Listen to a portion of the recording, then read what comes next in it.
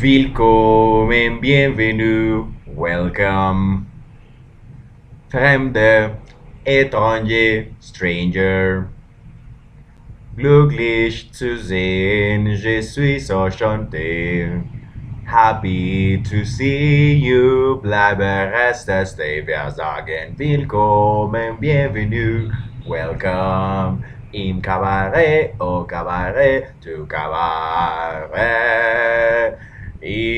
What good is sitting all alone in your room? Come hear the music play. Eso es entonces Willkommen, Bienvenue, Welcome. Es la primera canción que escuchamos en una película que hizo Liza Minnelli en los años 70 que se llama Cabaret. Pues eso es la fantasía de Alemania antes de la toma del poder de los nazis, que en alemán se dice Die Machtübernahme. Ya, desde Die Machtübernahme es lo que le decimos en alemán a la toma del poder en el año de 1933, cuando suben los nacionalsocialistas y reemplazan a la República de Weimar. Entonces Cabaret, sí, Cabaret se sitúa ahí en ese Berlín, en esa Alemania de los años 30, antes de la toma del poder, antes de el Machtübernahme, y es una época de fantasía recurrente en los europeos modernos, ¿ok? Entonces hoy estamos en el 8 de marzo, ¿ok? Es el Día Internacional de las Mujeres. Uno mira Twitter, entonces en Twitter dice International Women's Day. Claro, y en alemán, entonces eso en alemán obviamente se va a llamar el Weltfrauentag. Pues así se llama eso en alemán, se llama el Weltfrauentag, se llama, y entonces el planeta entero celebrando el Día de la Mujer, ok, vamos a hablar de las mujeres de traductología, es lo que vamos a hacer, vamos a usar esta ocasión, vamos a usar este escenario para contarles a ustedes, para contarle a la audiencia el único podcast colombiano sobre teoría y práctica de traducción, cuáles son las mujeres que han desfilado por este mosaico sonoro de autores y textos y comentarios que se está volviendo este podcast. Vamos a escribir un libro, entonces eso, pues pendientes de eso también, ¿ok? Entonces, bueno, 10 mujeres de traductología. La primera de ellas es Amparo Hurtado, nada más. O sea, yo me podría quedar hablando mucho tiempo de Amparo Hurtado. Nada más, la tesis de doctorado de Amparo Hurtado se llama La noción de fidelidad en la traducción. El Departamento de Lenguas Extranjeras de la Universidad Nacional tiene una copia de eso en francés, pero yo no puedo leer francés porque no sé tanto francés. Por eso a veces digo que estos espacios son de un poquito de francés, porque yo francés no es que sepa mucho, pero que no. Entonces Amparo Hurtado se especializa en español y francés. Ella hace ese par de lenguas y escribió su tesis de doctorado dedicada a la noción de fidelidad. Entonces, pues nosotros somos una cultura judeocristiana y grecolatina que piensa en términos de fieles e infieles, y entonces hay un reggaetón que se llama Infiel. eh, no, perdón, se llama Fiel, perdón, que es esa de Nadie lo hace como tú lo sabes hacer, ¿ok? Esa canción se llama Fiel, ¿ok? Entonces, es una cultura de pensar en fidelidades, en infidelidades, entonces se piensa en la traducción como una especie de infidelidad que se está cometiendo en contra del mensaje original, y de ahí sale la famosa frase traductor traidor, que es el estribillo en italiano del cual nos cuenta pues todo el mundo, Eco, Bolaños, Conchita Otero, todo el mundo, traductore traditore. Entonces pues es la noción de fidelidad en la traducción. Amparo Hurtado hizo una tesis doctoral sobre eso nada más. Entonces en la pandemia, muy chévere el contexto de la pandemia, en la medida en la que por lo menos pues como no se puede hacer clase presencial, pues había que hacer clase virtual, y muchas de esas sesiones eran grabadas, se subían a YouTube, y grabaron una sesión de Amparo Hurtado. Ustedes se imaginan que es ver a Amparo Hurtado dando clase así en línea. Pues chévere, pues uno no tiene ahí la opción de interactuar con ella porque es un video ya grabado, pero muy bacano poder ver una conferencia de Amparo Hurtado. O sea, eso para mí es como, pues no sé, eso es como ver al Papa en vivo, así, es una cosa impresionante. Entonces Amparo Hurtado por lo menos es muy importante en mi relato traductológico, por lo menos porque con ella aprendí una primera noción, una primera denominación, ¿sí? Para los procedimientos, para las técnicas de traducción, ¿sí? Las acciones concretas que hacemos cuando traducimos. Digamos que Amparo Hurtado me ayuda a mí a tener una primera conceptualización de qué es lo que hacemos cuando traducimos. Entonces Amparo Hurtado le dice a eso transposición, amplificación, calco, préstamo. Entonces calcamos, prestamos, transponemos, omitimos, adicionamos, todo eso es lo que se hace cuando uno está traduciendo de una lengua a la otra. Y básicamente esta terminología es Amparo Hurtado. Ya después voy a leer a Bolaños. Entonces en Bolaños eso no se van a llamar técnicas de traducción, se van a llamar procedimientos de traducción, pero recordemos que eso son discusiones de tipo nominal. Discusiones de tipo de que si usted le cambia el nombre a una cosa, esa cosa deja de ser otra cosa y cambia a ser otra cosa porque usted le cambia el nombre, así piensa la gente. O sea, usted dígale a una cosa, usted empiece a decirle a una cosa, otro nombre, y ya no es esa cosa, sino otra cosa por el nombre, porque usted le cambió el nombre. Pero en esencia es lo mismo. En esencia hablamos de lo mismo, es una discusión de nominalismo, una discusión de que si uno le cambia el nombre a las cosas y las cosas cambian, no, bueno, entonces según el autor que uno siga, uno le va a decir técnica, otro le va a decir procedimiento, otro le va a decir procedimiento de ajuste, ¿sí? Digamos, eso es, me parece que es Newmark, Peter Newmark.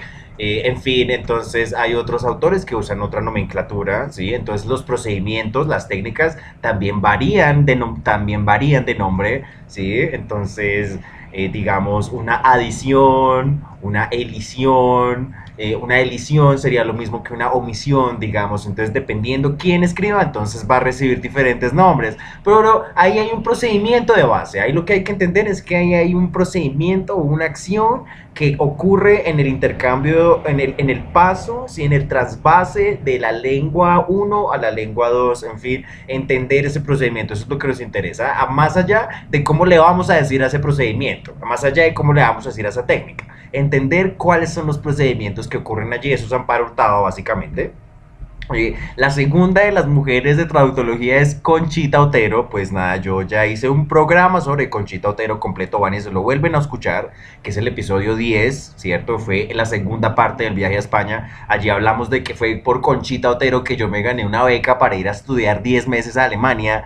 Y pues eso no es algo que todo el mundo pueda relatar, que se fue 10 meses a estudiar con los alemanes, a ir a la tierra de Beethoven, a tocar piano, al tocar Beethoven en la tierra de Beethoven. O sea, ¿quién les cuenta a ustedes eso? Eso fue gracias a Conchita Otero. Entonces hoy hablé de Beethoven en mis clases porque lo más importante que Beethoven escribió fue una cosa que se llamó Andy Freude, que es el himno a la alegría. Y el himno a la alegría es básicamente el himno que tocan los parlamentos europeos, es la música de Beethoven. Así importante es Beethoven allá en Europa, es alemán, de la ciudad de Bonn, en el estado de Renania del Norte de Westfalia, ok. Entonces pues bueno, nada, o sea, Conchita Otero nos acercó allá a ese país, a hacer una experiencia académica, a estudiar materias sobre todos estos temas de traducción que yo les estoy contando acá. Una materia que vimos allá fue una materia sobre traducción de películas, la traducción de los referentes culturales de las películas de español a alemán o alemán español, cualquiera de las dos direcciones.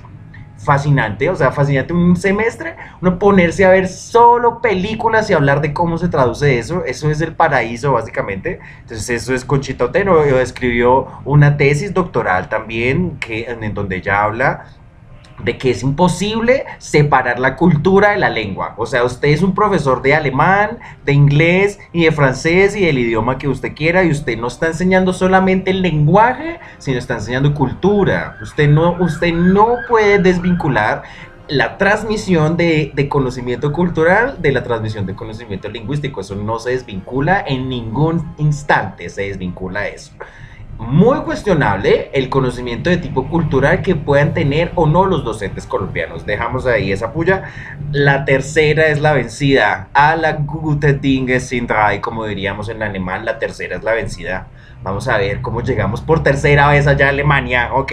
La tercera mujer de traductología que vamos a presentar es Rebecca Oxford. Rebecca Oxford con su Language Learning Strategies del año 1999, del año 1990, perdón. con sus estrategias de aprendizaje de lenguas extranjeras. Allí, desde ese año, papá, desde el año de 1990, están hablando los investigadores de que una estrategia puntual, directa, una estrategia de corte cognitivo, ¿sí? Para aprender lengua extranjera es el acto de traducir. Así nada más. Dicho en voz alta, traducir es una estrategia para aprender lenguas extranjeras, nada más.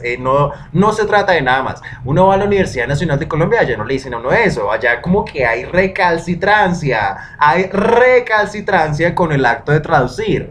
Que un profesor de lenguas no traduce, así le dicen a uno allá. Y uno sí, un profesor de lenguas no traduce. No, es que no nos enseñan cómo se traduce bien. No hemos leído a Oxford, ni a Otero, ni a Hurtado, ni a ninguna de ellas, ¿ok? Entonces es Language Learning Strategies, una estrategia de aprendizaje de lenguas extranjeras, es la traducción. No será la mejor ni la más útil y podrán haber reparos de aprender lenguas extranjeras mediante el hecho de traducir, los acepto, todos los acepto. Pero también es cierto que desde el año de 1990 se está diciendo que la traducción es una estrategia para aprender lenguas y eso es a lo que me dedico acá, a defender el acto de traducir como una acción puntual que la gente puede hacer para aprender inglés, alemán, francés, lo que ustedes quieran. Cuando empiece con mi aprendizaje de francés me voy a poner a traducir textos, es lo que voy a hacer y así me voy a aprender esa lengua más rápido, pero pues eso requiere tiempo. Bueno, la siguiente que vamos a presentar es Malinche, ok, la Malinche, entonces pues eso es México, claro, ¿no? Entonces pues Malinche es un personaje de la época colonial de México, ¿sí? De los tiempos del conquistador Hernán Cortés. Entonces Hernán Cortés llega a México y llega por la ciudad de Veracruz y entonces allá conoce a la Malinche. Entonces hay un lío, hay una confusión porque se cree que Malinche traicionó a México. De nuevo la noción de fidelidad y traición, que traicionó a los mexicanos por haber ayudado a traducir de las lenguas maya, náhuatl al español. Eso es lo que ese es el cuento que se echa a México, por lo menos en el siglo XIX, que Malinche los traicionó por ayudarle a traducir a los españoles de las lenguas indígenas al castellano de esa época.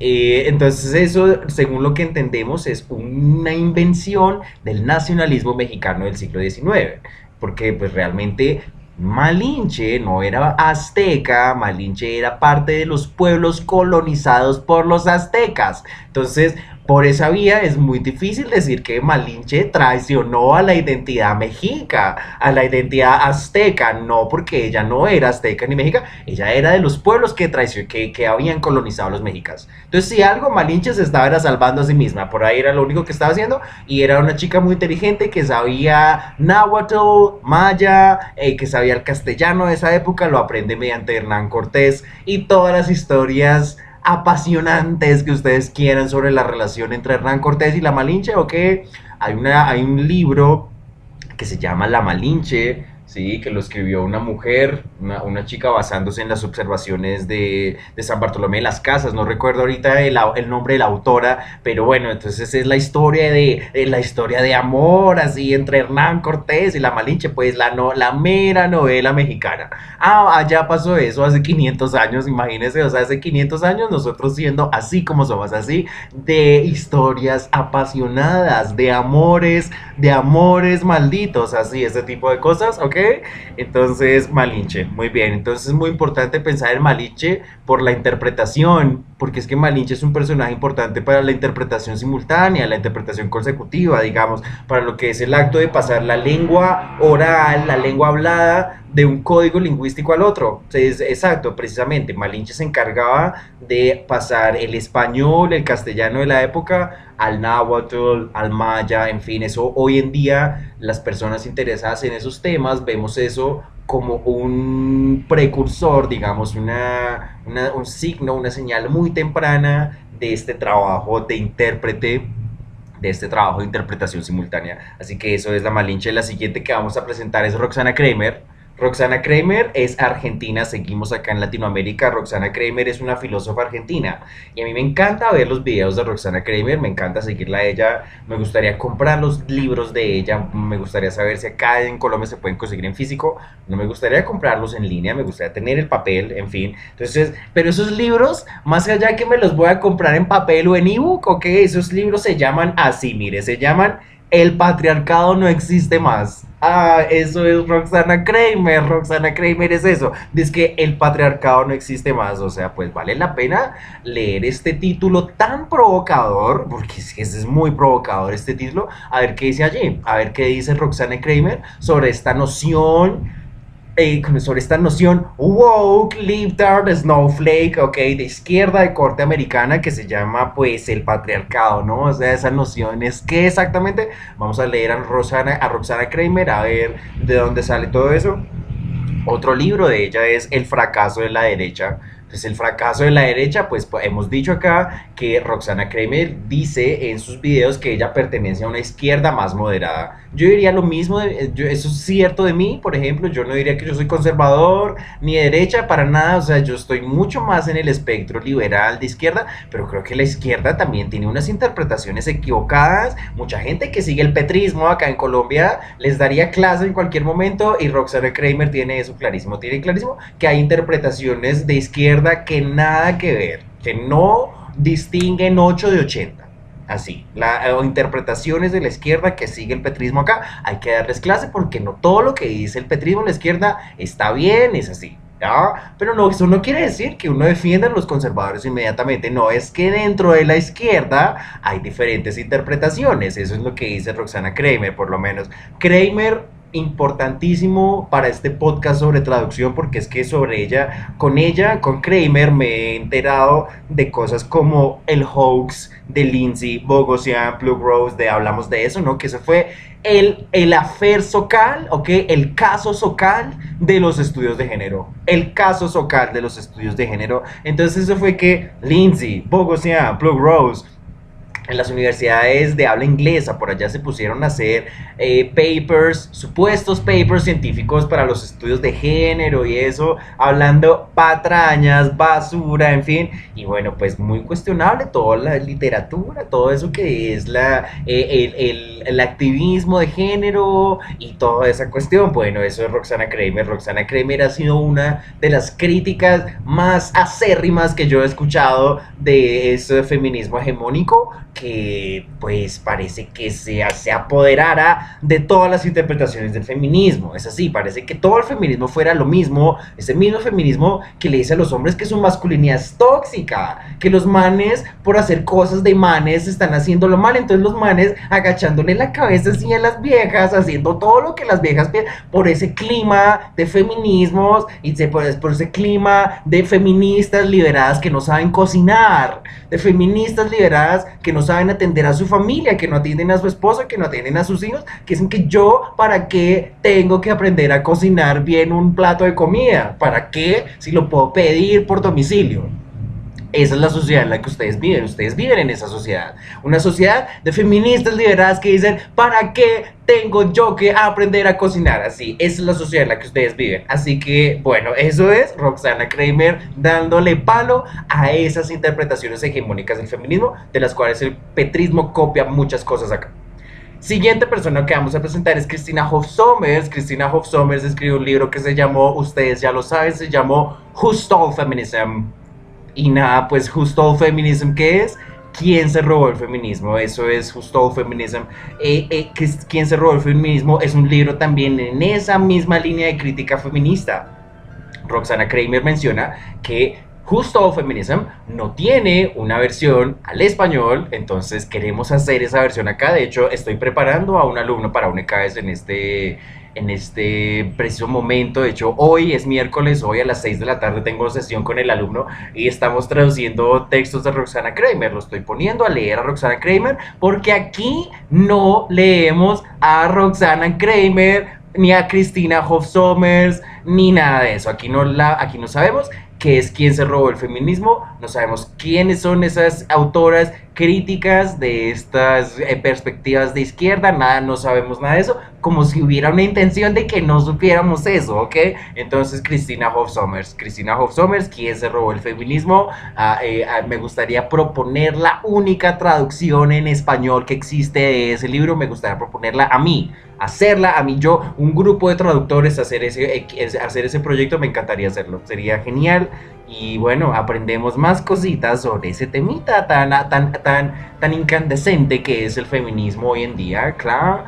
Bueno, pues Christina Hoff Sommers es del American Enterprise Institute, básicamente el instituto de la empresa americana, entonces eso es súper conservador. En fin, aquí no llegan perspectivas conservadoras de los espacios de habla inglesa, no, aquí llegan perspectivas liberales, perspectivas de izquierda, y de lo peor de esas perspectivas, ni siquiera lo más rescatable, sino lo peor de esas perspectivas de izquierda. A nosotros nos llega eso porque no sabemos inglés, es así, porque nosotros no sabemos inglés, no nos metemos en las discusiones que critican esas corrientes mainstream. Aquí lo más mainstream, aquí lo que más está de moda, no estamos criticando eso porque estamos pensando solo en nuestro mundo en español, y eso es gravísimo para todos los colombianos. Es así, es lo que yo creo, así veo este país. La siguiente que vamos a presentar es Camille Paglia, ¿sí? Camille Paglia en el año 1990 también escribió Sexual Personae, son sus personajes sexuales, ¿ok? Entonces, ¿eso qué es? El transgenerismo, el tema transexual, eso es Camille Paglia. Pues, o sea, Camille Paglia, miren, o sea, yo defiendo, digamos, a los transgéneros en la medida en la que sí, considero que pues, hay mujeres que tienen disforias y tienen conflictos, y en realidad su identidad la quieren vivir es como un hombre. Sí, entiendo que pase eso. Entiendo que pase lo mismo al revés, que hayan hombres que su identidad de género la quieran vivir como una mujer. Entiendo eso, lo entiendo por completo, no tengo ningún rollo con eso, ninguno lo tengo. Con lo no binario es ¿qué es lo no binario? O sea, no es que eso, what es que es eso exactamente, eso en serio es una expresión, eso es una cosa que uno dice, wow, de verdad, uno no entiende eso, de dónde sale. En fin, por lo menos Camille Paglia se devuelve por allá hasta finales del siglo XVIII, finales de los 1700, hablarnos de Goethe, ¿ok? De Johann Wolfgang von Goethe, ¿ok? Escribió un libro que se llama El aprendizaje del joven Guillermo, y ahí en el aprendizaje del joven Guillermo hay un personaje que se llama La Miñón. Entonces Van Don Bosco y La Miñón, como dice Cambalache, el tango Cambalache, Van Don Bosco y La Miñón. La Miñón, ¿sí? Entonces La Miñón es un personaje que decía, I am a girl, I am a boy, I will be no girl. Una chica, sí, una chica que dice, yo soy un chico, no seré una chica. Es decir, I am a boy, I will be no girl. Por lo menos entonces, desde la época del aprendizaje del joven Guillermo, desde la época de Goethe, existen estos personajes andróginos, transgénero, que cruzan hacia el otro lado, en fin, que cruzan hacia el otro sexo. De eso se debe tratar el asunto transgénero, no se debe tratar de lo no binario, y yo no soy ni hombre, ni soy mujer, ni nada. ¿Qué? ¿Eres uno o eres el otro? Así seas trans, se trata de eso, pero ese es un problema que hay en esas interpretaciones de izquierda. En fin, yo le tengo tolerancia, yo de hecho, o sea, como diríamos en alemán, tatsächlich, ¿ya? Yo tatsächlich le tengo tolerancia al asunto transgénero, otras personas no. Otras personas sí que tienen muchos más argumentos más fuertes contra eso, por ejemplo, sobre el señor Alfred Kinsey, por ejemplo, sobre el señor John Money. Aquí no sabemos quién es John Money. No sabemos quién es John Money, ustedes no me van a explicar a mí quién es John Money. Puede que de pronto me expliquen quién es Kinsey. Kinsey de pronto sí sepan más quién es Alfred Kinsey. ¿Quién es Alfred Kinsey? Básicamente Alfred Kinsey pone en el vocabulario del planeta unas palabras que se llaman homosexualidad, heterosexualidad, homosexualidad, en fin, un so weiter und so fort. Genau, esos términos homosexual, heterosexual, bisex, un so weiter, eso es Alfred Kinsey básicamente, es Alfred Kinsey. Alfred Kinsey es el que teoriza toda la vaina de toda la cualidad heterosexual en los seres humanos, las cualidades homosexuales en los, eso es un man que se llama Alfred Kinsey el que hace eso. Y bueno, pues eso es un tema realmente polémico, les quiero decir. Yo le tengo tolerancia al asunto transgénero, otra gente no. Otra gente cita a John Money y citan a Alfred Kinsey y eso pues es denso de lo denso. Así que bueno, la siguiente que vamos a presentar es Diana Uribe. Ah, no, pero es que yo qué les puedo decir a Diana Uribe. Yo a Diana Uribe la he visto dos veces en vivo.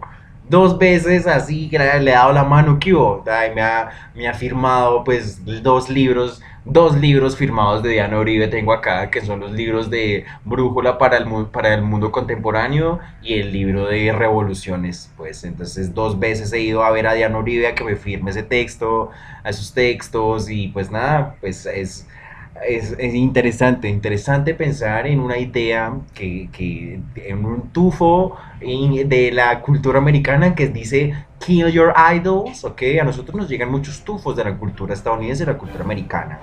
Sí, nosotros creemos que nosotros somos muy colombianos y que lo que nosotros hacemos es muy de colombiano y muy de acá. Y no, en realidad nosotros copiamos muchas cosas de los estadounidenses a la colombiana, digamos, pues a la de nosotros. Ah, pero eso son cosas que hacen es como por allá los americanos y uno las copia, en fin, sí, ok, o sea, así muchas cosas que ustedes no se la imaginan. Uno de esos clichés es el de kill your idols, matar los ídolos, ¿sí? El cliché de kill your idols, el cliché de matar los ídolos, pues es que así se llama incluso una película que hicieron sobre los poetas Beat, Ginsberg y no sé qué, se llama así, se llama Kill Your Idols, que es con Daniel Radcliffe, ¿no? Que Daniel Radcliffe, Harry Potter, ¿no? Hace a Alan Ginsberg, ¿sí se sabían esa, no? Esa película se llama Kill Your Idols, eso es como una cosa por allá de esa cultura de habla inglesa, matar los ídolos. Entonces, matar los ídolos, increíble. O sea, pues Diana Uribe a mí me fascinaba en un momento, pero yo sí les quiero decir una cosa: Diana Uribe tiene también muchos sesgos de esas corrientes de izquierda que son muy cuestionables. Es así. O sea, Diana Uribe podrá ser Diana Uribe, podrá ser lo que sea, pero no, muy cuestionable, digamos, su defensa de el cambio climático, por ejemplo. Ella no pone en duda el cambio climático, sino que lo defiende así, pues con sus relatos, en fin, pues yo no sé, yo creo que eso vale la pena discutir en sí de qué se trata ese asunto y no solamente estarle centralmente sí que el nuevo trato, el New Green Deal, ¿no? El nuevo trato verde, ¿no? El nuevo trato con la naturaleza. Ella habla del nuevo trato con la naturaleza. Ustedes tienen que saber que eso es una traducción de lo que en inglés dicen el New Green Deal. Así, yo entiendo que el nuevo trato del que habla Diana Uribe en sus podcasts es el New Green Deal, del cual hablan esos sectores de que defienden el clima y la histeria del clima y en fin. Es histeria del clima y esa discusión vale la pena tenerla. Entonces matar los ídolos, matar los ídolos. Yo a Diana Uribe me encanta, me parece genial toda la obra de ella, pero ahí están esos tufos, como ahí de izquierda ahí, que no saben muy bien qué es lo que le están diciendo al planeta, y bueno, pues esa es la pelea, ¿no? Ahí vamos, y por eso sea, esto no es, digamos, para likes, esto es para promover ideas, ¿ya? Entonces, pues imagínense, uno de los que critica todo ese asunto climático, pues es Lindsay. Entonces, ahí en lo del despertarismo, ¿no? Los woke, más que todos los woke, el wokeism, el despertarismo en Estados Unidos, son ellos los que defienden así que el planeta se va a acabar, que toca darle la plata a las corporaciones que hacen los productos sostenibles, así no. Entonces, que la sostenibilidad, Diana Uribe habla de la sostenibilidad y pues a mí me parece que hay que tener prudencia con esos conceptos. No es tan obvio que le queremos decir al planeta con sostenibles. Sí, póngase a pensar eso qué quiere decir de verdad. Entonces, bueno, pues Diana Uribe es filósofa, es divulgadora, es historiadora, es una DJ pues del putas porque escucha música genial.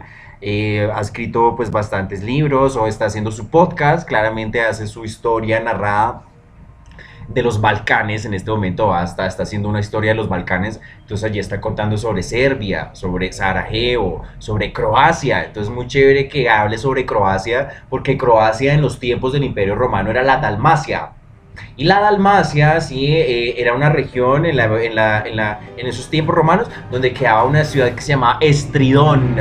Y en Estridón ¿sí? En la Edad Media van a ser San Jerónimo, que tiene el nombre sagrado porque Jeros significa sagrado en griego y nimos pues es nombre, ¿no? Por eso antónimo, por eso sinónimo, haga de cuenta Jerónimo es el nombre sagrado y por eso la escritura sagrada de los egipcios son los jeroglíficos. Entonces San Jerónimo nace en Estridón y San Jerónimo pues ¿qué hace? Traduce la Biblia del hebreo y del griego antiguo al latín. Eso es lo que hace San Jerónimo nada más, hacer una versión en latín cuando no existía una versión en latín de la Biblia. O sea, se pone a traducir en latín, se pone a traducir así, una cosa impresionante, vaya a ponerse a leer en griego antiguo, en hebreo, una cosa súper intelectual, por allá en el siglo V, por allá como en los años 420, 430, una cosa así.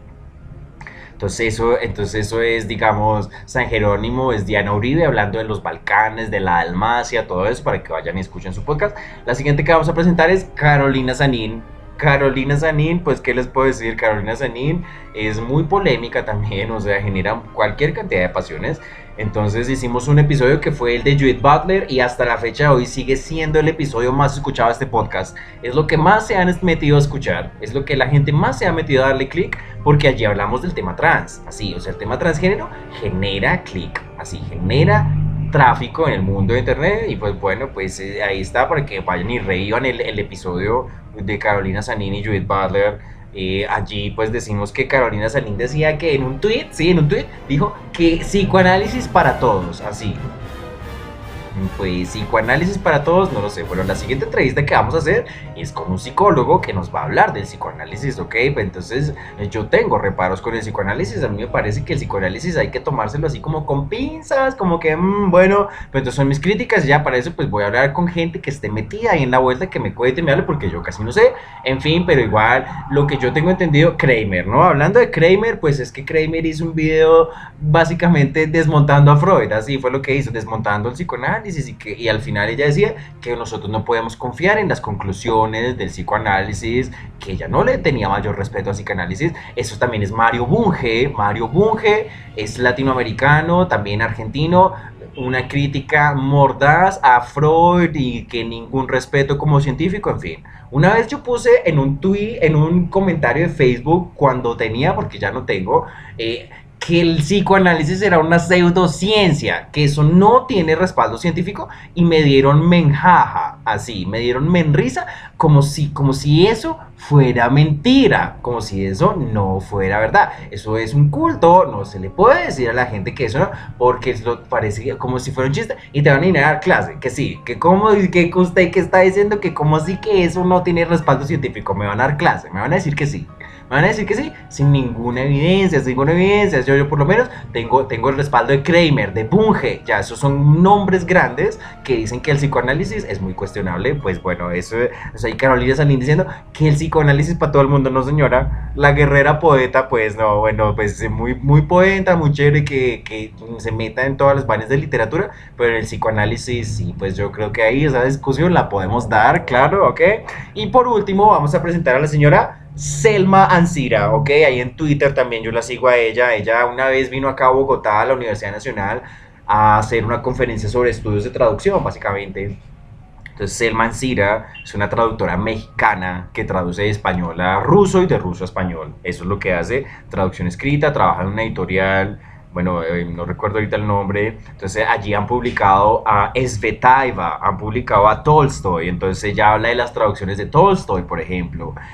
Muy interesante toda la traducción de la poesía. Entonces vino acá a la UNAL y yo pues le hice una pregunta. Yo le pregunté que, bueno, pues exacto, como que era más difícil, ¿no? Traducir la forma o traducir el contenido de los textos de Svetaeva. Y ella decía, no, pues que depende de la forma del texto, ¿no? Depende del tipo de texto. Digamos, si es poesía, allí pues realmente lo que uno más le debe poner atención a la poesía es a la forma. Pero es que traducir poesía es muy difícil. Hacer una traducción de poesía es una cosa increíblemente difícil. Eso lo vimos, digamos, en la traducción de las canciones de amor que hicimos hace poco, ¿cierto? El mes pasado hablamos de que, exacto, en las canciones originales de los textos en alemán, inglés, allí hay un claro efecto de rima que a la hora de pasar eso a español, pues no es claro eso cómo lo vamos a hacer, no es claro cómo vamos a hacer el cambio de una lengua a la otra y que se mantenga ese efecto de rima. No es para nada obvio quién tiene la capacidad de hacer eso. Yo por lo menos yo no sé hacer eso, yo no me dedico a traducir poesía, yo traduzco texto, yo traduzco prosa, así me dedico a traducir eso. Traducción de poesía es otra cosa distinta, yo no me dedico a eso. Pero bueno, en fin, entonces es la señora Selmancina fascinada con sus cartas de Svetaiva, con sus cuentos de Tolstoy. Entonces es muy interesante uno ir acá a la Nacional a escuchar conferencias, en fin, eso no todo el mundo es bueno tampoco. Una vez trajeron un italiano que dijo que a él no le servía para nada la teoría de traducción. Bueno, arrivederci, papá, arrivederci entonces.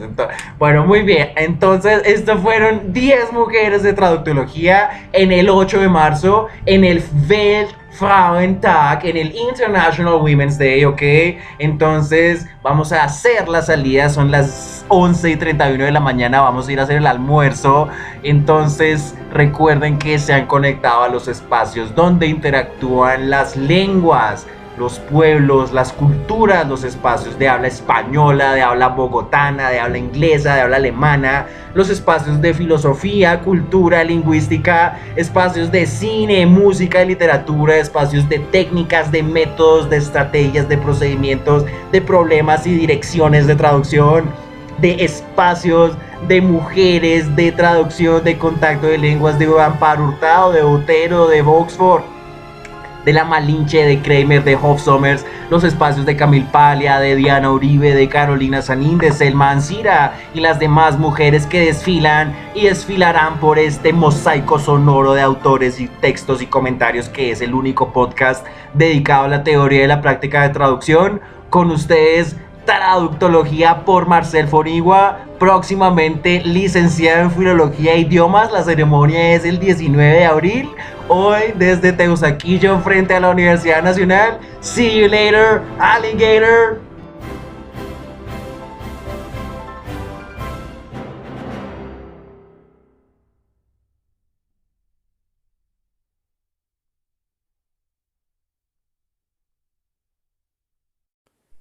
Si te encuentras en Colombia, puedes enviar una donación al número de Nequi 323-232-9394. Repito, si estás en Colombia y estás escuchando Traductología, el único podcast sobre teoría y práctica de traducción, te quedamos infinitamente agradecidos por cualquier aporte, cualquier donación. Si estás en Colombia, puedes enviarme una donación al número 323-232-9394.